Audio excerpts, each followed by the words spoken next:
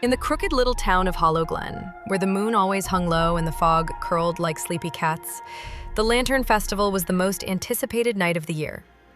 Lanterns glowed with ghostly blue flames, stitched together houses twinkled with charm, and the townsfolk danced beneath twisted trees.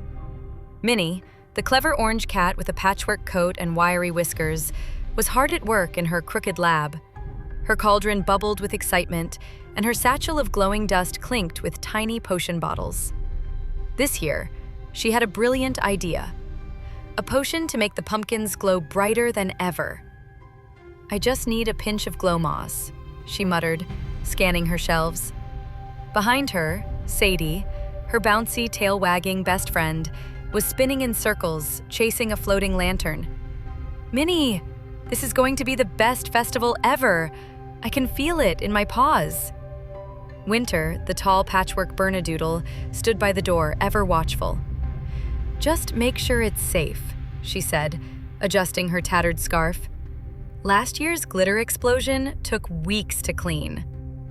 Minnie grabbed a jar labeled Glow Moss, unaware that a gust of wind had swapped the label with Whimsy Root. She dropped a pinch into the cauldron. Poof! The potion shimmered green, then purple, then orange. The pumpkins around the lab began to tremble, then bounce, then giggle. "Oh no," Minnie whispered. "Oh yes," Sadie barked, leaping into the air. One by one, the pumpkins rolled out of the lab and into the streets, glowing and laughing, forming a chaotic parade.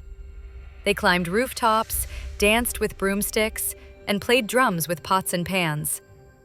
From the largest pumpkin emerged a figure with a leafy cape and a crown made of twisted vines. "I am Sir Squashington," he declared, striking a dramatic pose. "The glorious Gourd of Hollow Glen, and I hereby declare this the Grand Gourd Gala." The townsfolk gasped. The Lantern Festival was in jeopardy. Minnie groaned. "I just wanted brighter pumpkins, not a pumpkin uprising." Winter stepped forward. "Sir Squashington, we appreciate your enthusiasm, but the Lantern Festival is a tradition." Squashington puffed up. "Tradition? Pfft! What about us pumpkins? We've been carved, scooped, and ignored for centuries. Tonight, we shine." Sadie bounced over, tail wagging. "You are shining. You're amazing. But maybe we can shine together." Squashington paused. "Together?" Minnie's eyes lit up. "What if we combine festivals? You lead the parade, and the pumpkins help light the lanterns." Winter nodded. "We'll call it the Pumpkin Lantern Parade." Squashington twirled his viney mustache. I do love a good parade."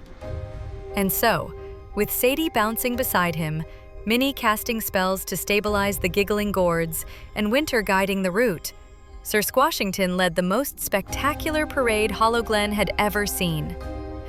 Pumpkins danced, lanterns glowed, townsfolk cheered, and at the end of the night, Squashington took a bow. "Thank you, dear friends. I shall return next year with tap-dancing turnips."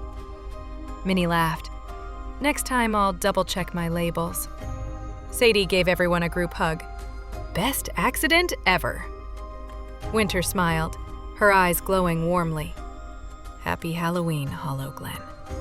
And under the silvery moon, the trio walked home, tails wagging, whiskers twitching, and hearts full.